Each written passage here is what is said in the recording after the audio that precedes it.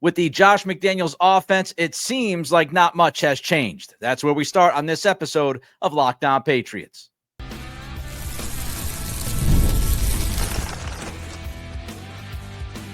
You are Locked On Patriots, your daily New England Patriots podcast. Part of the Locked On Podcast Network, your team every day. What's up, Patriots fans? I am your host, Nick Cattles, born and raised in New England, your New England Patriots expert, host of the Everything Pats podcast, co-host of the Greg Bedard Patriots podcast with Nick Cattles, and also a sports talk show host veteran. On today's episode, one player has reportedly changed positions, and we'll discuss one underlying theme of many additions this offseason. But first, the new McDaniels offense has looked like the old McDaniels offense. We appreciate you joining the show, making us your first listen, and for being an everydayer. The Locked On Patriots podcast is a proud partner of the Locked On Podcast Network, your team every day. And a reminder, we're going 3 days a week, Monday, Wednesday, and Friday, starting today until we get back to 5 shows a week on Monday, July 14th. The expectation for this Josh McDaniels offense in 2025 was that it was going to be simplified. The offense was going to be simplified, and the offense would be tweaked somewhat. A lot of stories about Josh McDaniels traveling the country during his 1 year off, going to college programs, going to NFL programs, talking to coaches with different backgrounds. And what we expected was that this offense was going to be different. Even if it was slightly different, it was going to be different, and McDaniels was going to make sure it was simplified for everybody involved. Has that actually happened? Has he actually simplified the offense? Karen Guregian a couple of weeks ago wrote about this following the first OTA practice that was in front of the media. Here's what Karen wrote. In April, McDaniels talked at length about the offense and simplifying it to make it easier for players to pick up. Quote, our language has been refined a little bit between last year with the time that I had and then this spring with the coaches, unquote. That's McDaniels. And he also said, I think that it's really getting streamlined.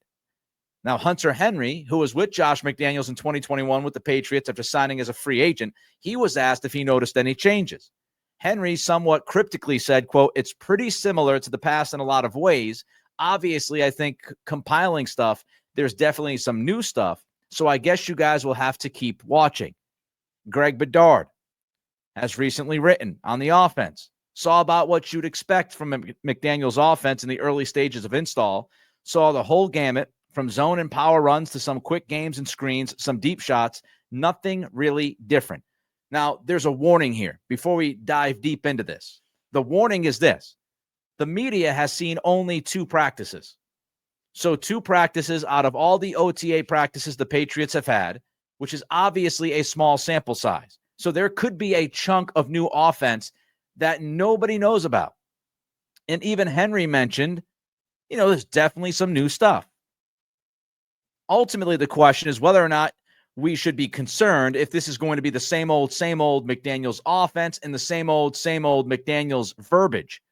And if I was answering that question today, which I will for all of you, I would say no. I'm not concerned that this is going to be the same old McDaniels offense and it's going to have the same old language. The old offense was really a product of Tom Brady.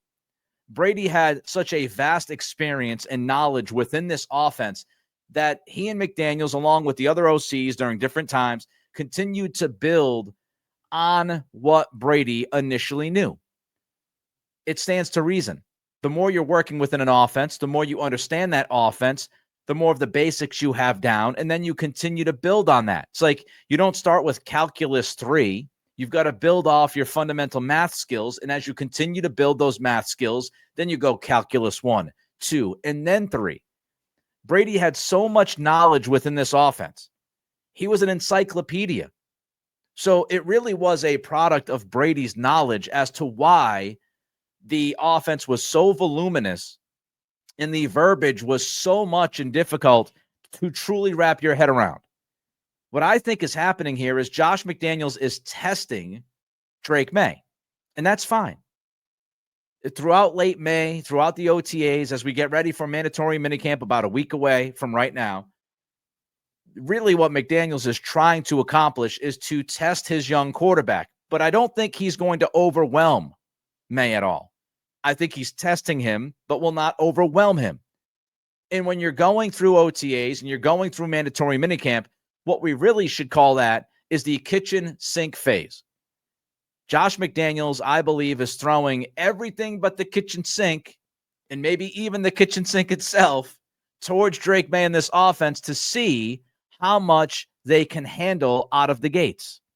Brian Hoyer spoke to Karen Guregian over the weekend. Here's what he said, quote, "It's one of those things where you throw everything at the wall, see what sticks, and refine it as you go along," unquote. It makes all the sense in the world. McDaniels is trying to figure out what Drake May is capable of handling from all of the options. Here is the entire menu. What can you handle? What do you have a grasp on right now?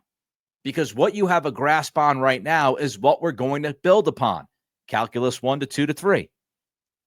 So McDaniels is testing Drake May. He's testing the rest of this offense and seeing how much this Patriots offense from player to player can truly handle right now. What is your base level? What is your foundational level?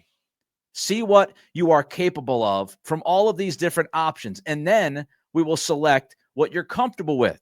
If you can handle 10, 15, 20, 100, whatever you're comfortable with, dealing with the plays and the language within those plays, what can you handle right now? And we will take that stuff and we will refine it and make sure you're perfect. You're perfect with those plays and those play calls by week 1. We're talking about volume of plays, by the way, and not necessarily the language that goes along with these plays. It is quite possible, if not likely, that the language, the verbiage is simplified, but there's just a lot of different plays being thrown out there right now because McDaniels is testing his young quarterback, and that's a young quarterback that I believe in.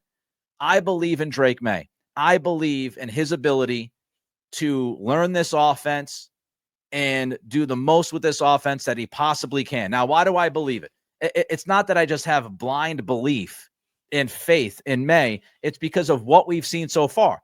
Last year, Drake May had Alex Van Pelt as his OC. That was May's third offensive coordinator in 3 years.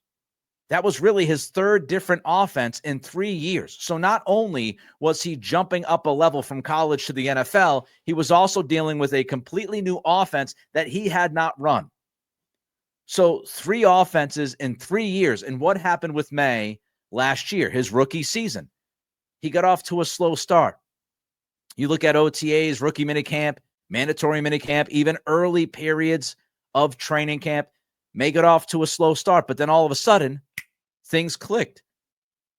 And by the time the season was about to kick off, we were wondering, would Drake May actually start week 1 and take Jacoby Brissett's job that he thought he had? So I've seen it with my own eyes, May's ability to learn a new offense. And he had a head start with this offense this year because as soon as McDaniels was hired back in January, May went to work. Now, he can't have conversations back and forth with McDaniels at the early stages, but what he can do is he can pull up that tablet. He could look at all the different plays that Tom Brady ran with McDaniels and look at Mac Jones and what he ran with McDaniels and what Cam Newton ran with McDaniels, and he can go through all of those plays and he can already start studying. So he has a head start with this offense versus last year's offense and Van Pelt. High IQ, high work ethic. I believe he can get there. Now, there are some similarities, and I've talked about these, and I'm not going to go deep into it. There are some similarities to 2021 and this season. A young quarterback learning this offense for the first time. Some new pass catchers. But there's one big difference between 2021 and this season, and that's the offensive line. Experience, chemistry. Your left tackle was Isaiah Wynn, third year with the Patriots. Of course, this year, rookie left tackle Will Campbell. Your left guard was Ted Karras, fifth year with the Patriots, 31 starts the prior 2 years at center between New England and Miami. Right now, we have no idea who's going to be your left guard. David Andrews was the center. It was his 7th year with the Patriots.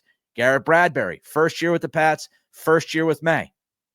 Bradbury's backup, at least right now, might actually take over the job sooner rather than later is a rookie in Jared Wilson. Shaq Mason, really the only comp that we can have back from 21 to 25 here, because Shaq Mason was in his 7th season with the Patriots.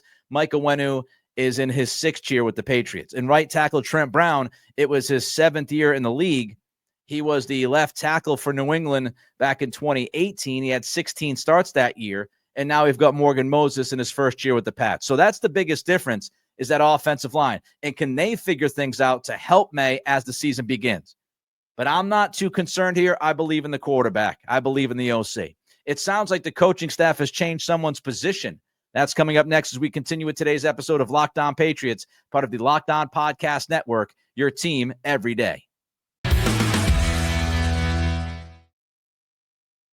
As a small business owner, your work doesn't end when the clock hits 5. Your business is always on your mind, which means when it's time to hire, you need a partner that works just as hard as you do. That's where LinkedIn Jobs comes in. When you clock out, LinkedIn clocks in. LinkedIn makes it easy to post your job for free, share it with your network, and get qualified candidates all in one single place. You can post your job. This is how it works. LinkedIn's new feature can help you write job descriptions and then quickly get your job in front of the right people with deep candidate insights. And here's a pro tip. Add the hiring frame right there, the hiring hashtag frame to your profile picture to double your reach to qualified candidates. No wonder 72% of small businesses say LinkedIn helps them find high quality hires. That number was 72%. Post your job for free at linkedin.com/LockedOnNFL. That's linkedin.com/LockedOnNFL to post your job for free. Terms and conditions apply. Mike Vrabel has made a significant change that could, quote unquote, save a player's career. What is that change? Let's get into it. Greg Bedard on our podcast that we do, the Greg Bedard Patriots podcast with Nick Cattles, said that Marte Mapu was seen an awful lot at linebacker during OTA practice number 2. Evan Lazar at Patriots.com wrote the following about Mapu. Mapu could play more at the second level of the defense under this coaching staff. Mapu had a nice blitz that got home in Wednesday's practice. So Marte Mapu is playing linebacker, and he's playing a significant amount of linebacker. Let's start here. I don't believe Mapu was going to make this team as a safety. And I don't believe that the coaching staff believed he was going to make this team as a safety, because when you look at the safety room, there are already 5 or 6 guys that Mapu has to challenge, and he would have to leapfrog 2 or 3 of those guys. You've got Pettis, you've got Marcus Epps, you've got Craig Woodson. We can go through all the names, obviously beginning with Duggar and Peppers. That's 5 right off the bat, right off the top of the head. Do you honestly believe, from what we've seen from Mapu in his first 2 years, really last year, because his rookie season, for all intents and purposes, was lost? Do you really believe that Mapu was going to beat out 2 or 3 of those guys? Do you think he'd be able to leapfrog at least 1 or 2 to make it on this roster? I think that was going to be an uphill battle for one Marte Mapu. Now, linebacker, you've got 3 guys that I think you can pretty much write down in Sharpie that will be on this team. Robert Spillane is obviously going to be on this team from day one. He's going to be that guy. He's the quarterback of the defense. There's no doubt. Christian Ellis, the Patriots just signed Ellis to a 2-year contract extension. They matched the offer from the Raiders, which tells you how much they wanted Ellis to be part of this football team. Seems like a really good fit for Mike Vrabel and Terrell Williams' defense. So Spillane and Ellis, they're on this team. I don't think there's any doubt about that. And then you've got Gibbons from Tennessee, who you brought in, has experience with Williams, has experience with Vrabel. So Spillane, Ellis, and Gibbons are on this roster. I'd be shocked if any of those 3 guys get cut before the season kicks off. But then it gets interesting. Then you've got just some other names along with Jahlani Tavai that you could easily see Marte Mapu actually slide past. It would not be crazy. Mapu could easily be the 4th or 5th linebacker on this team. If the Patriots take 5 linebackers to the 53-man roster to begin this season, then it actually makes some sense that Mapu could find his way in that mix. Monty Rice, Cam Riley. I mean, those are the other names along with Tavai. And I could certainly see Tavai maybe be teetering here because of his style of football and what this defense asks of linebackers to do. So just when you look at it from a positional standpoint, from a depths and numbers game, safety, I think, is very much solidified for the most part versus linebacker, where you might have some wiggle room if you're Mapu. I don't think Mapu had much of a chance to make it as a safety. He does have a chance to make it as a linebacker. And when you go back to the draft of Marte Mapu a couple of years ago, when we talked about Mapu, I didn't do it here. Obviously, I was not hosting Locked On. But I can tell you that I was saying it everywhere else I was, that I wanted to see Mapu get a shot at linebacker. Because when you looked at the Patriots' defenses, they were missing athleticism. They were missing that sideline-to-sideline ability. And I thought Mapu would make a lot of sense. He's very, very athletic. When you look at his size, he fits the prototype of what Mike Vrabel likes from his linebackers. Mapu is 6'3", 230. That's pretty much right in that area that Vrabel's a big fan of.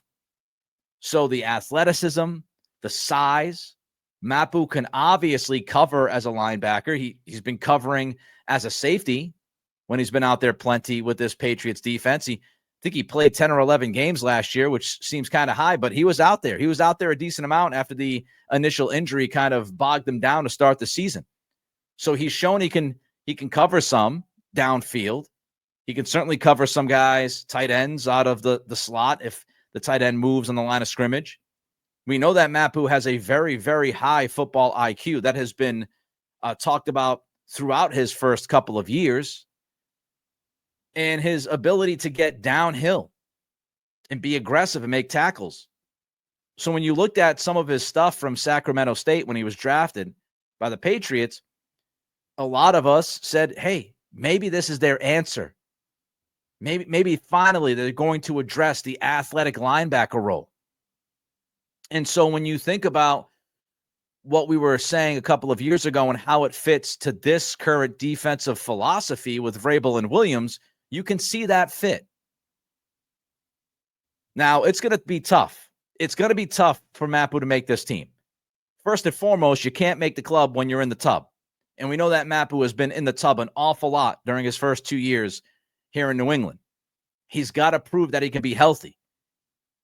I'm not even talking about just being consistent. I'm just saying he needs to prove that he can be healthy. He needs to get through a camp without being on the sidelines, walking around constantly. That's all we saw last year at training camp was Mapu walking around with a hoodie on, his hands in his hoodie. He's got to be healthy. He's got to stay healthy. It's going to be difficult to leapfrog Jahlani Tavai.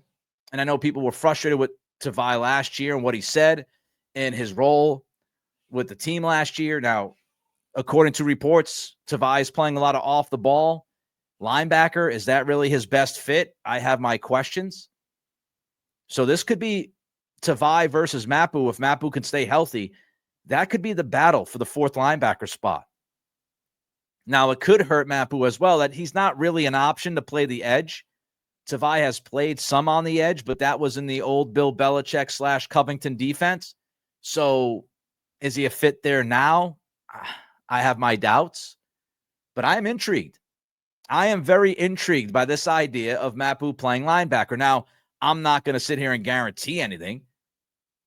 Mapu has to prove it to me that he could stay on the field. And until he proves it to me, I don't think he's going to make this team. But if he can be healthy, if he can prove that he could stay healthy through this camp, Marte Mapu playing linebacker, it has me intrigued because of his skill set and how this defense wants to run.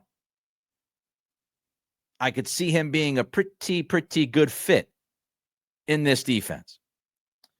During this offseason, Mike Vrabel and company paid attention to a specific trait when adding to the roster. That's coming up next as we continue with today's episode of Locked On Patriots, part of the Locked On Podcast Network, your team every day.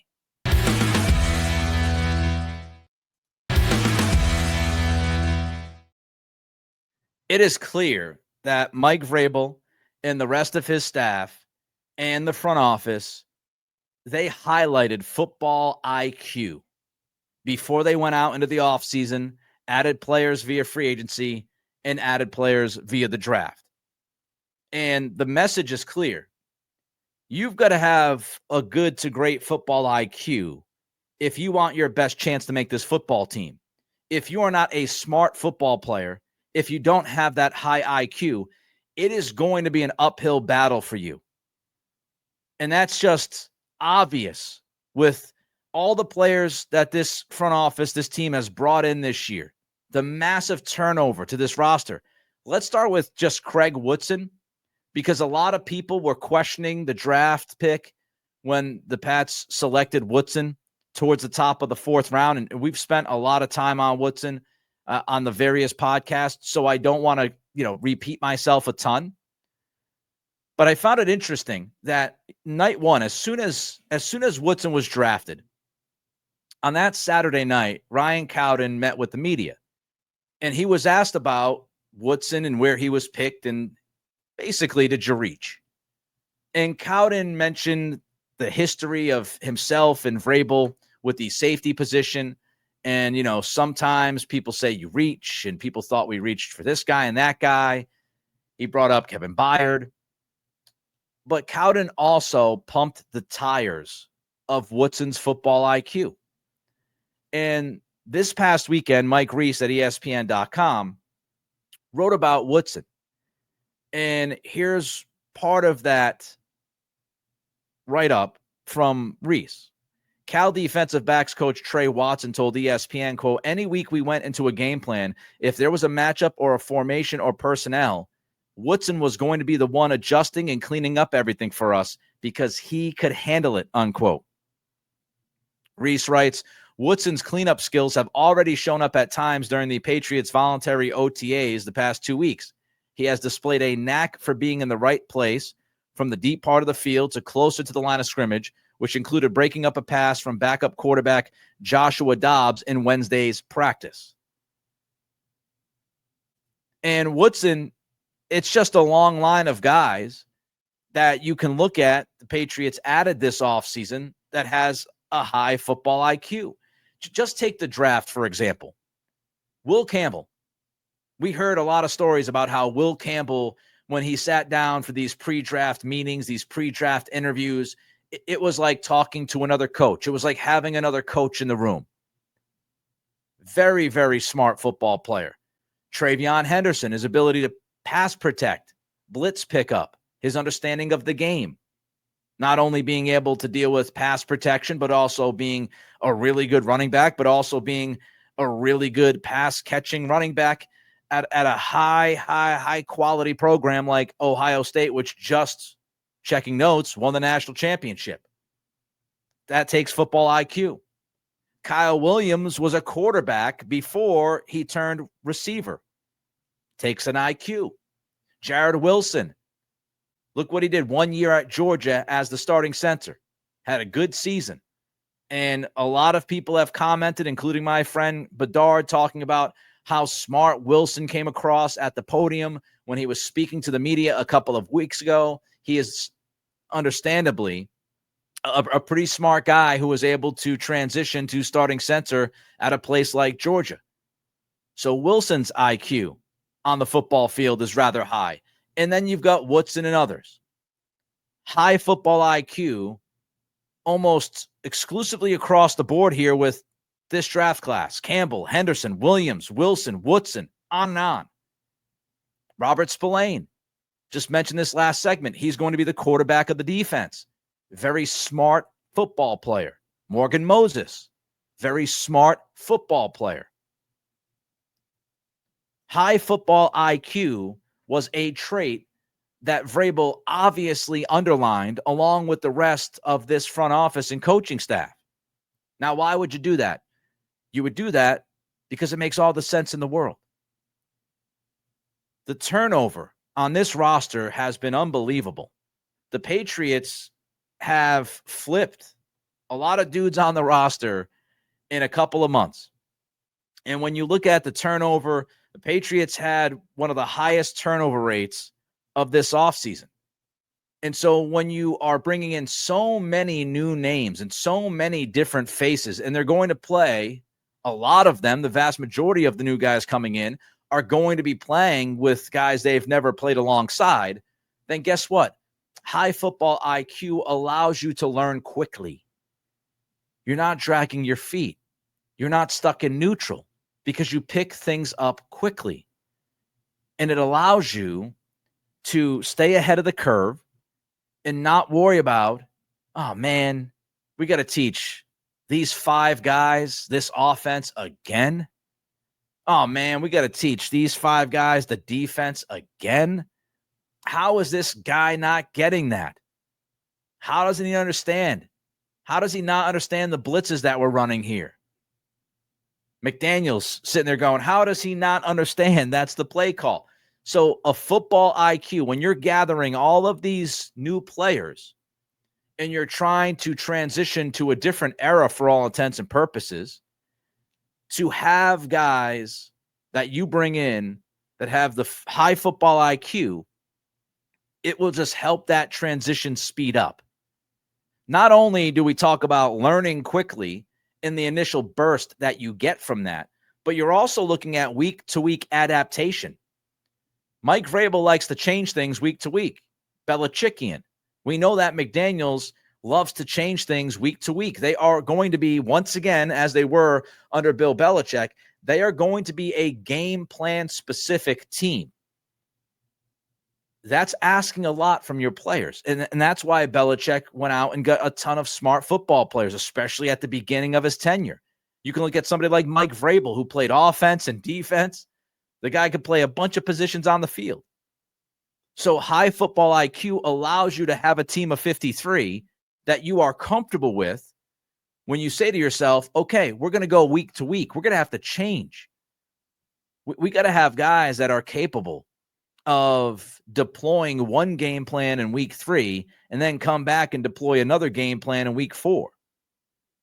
Are they able to speed up the learning process so that week of practice is efficient enough for us not only to game plan in a certain manner, but make sure we can execute that game plan? High football IQ. And when you're trying to turn a team around, back-to-back 4-win seasons, when you're trying to turn that kind of mess around, you don't want it to take forever. And I believe Vrabel and everybody else at that facility, their desire was to not only bring new faces in, but they wanted to bring new faces in who could have a sudden impact. And the best shot at that sudden impact is if you bring in guys that can mentally handle what you're going to ask them to do. You can't mess around. The Patriots need urgency. If they want to have a good season, if they want to prove to us and the rest of the football world that the Patriots are a serious program, they're going to want to do that early. Now, they don't have to go 5-0 or 7-2 to prove it. However, if you get off to a good start, you've got 3 out of your first 4 games at home, there's an opportunity to get off to a good start here. And urgency gives you the best chance of having that good start. And you can have urgency if everybody under the same roof understands what you're trying to accomplish. High football IQ, it was a trait that Mike Vrabel spotlighted throughout this offseason, and we'll see if it works. That wraps up this edition of Locked On Patriots. Let me know your thoughts on today's topics. Reach out to me on Twitter at NickCRadio, and don't forget to throw a comment in on the YouTube channel. Thank you for making Locked On Patriots your first listen today. For your second listen, check out Locked On NFL Scouting. Hosts Kyle Krabs and Joe Marino will make you the most informed NFL fan this offseason. Find Locked On NFL Scouting on YouTube or wherever you listen to podcasts. Have a great day, and we will see you on Wednesday.